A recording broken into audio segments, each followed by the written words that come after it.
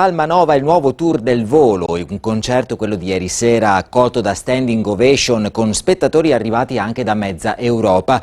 Il trio superstar della musica italiana nel mondo ha proposto grandi classici della lirica e della canzone popolare, dando il via anche ai festeggiamenti per i 10 anni di una carriera straordinaria. Il servizio di Marinella Chirico.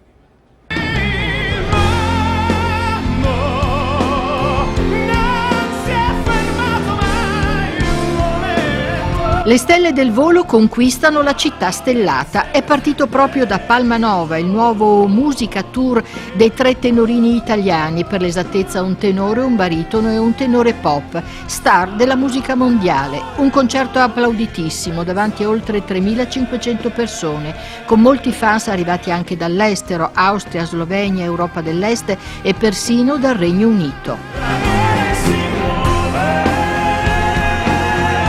Piero Barone, Ignazio Boschetto e Gianluca Ginoble, accompagnati dall'orchestra, hanno regalato 2 ore di grande musica. In scaletta i classici del canto lirico e popolare italiano e internazionale, da Il mondo all'immensità, da My Way a Volare.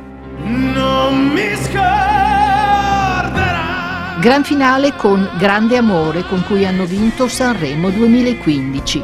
Per loro standing ovation, la prima di questo tour imperdibile che culminerà con lo show all'Arena di Verona. Un tour e un nuovo album, musica, che danno l'avvio ai festeggiamenti per i 10 anni della loro incredibile carriera.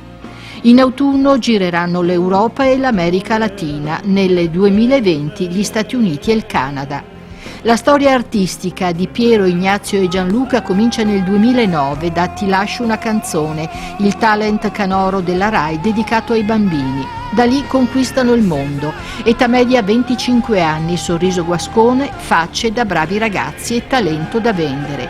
Il volo dei tre tenorini sembra davvero inarrestabile.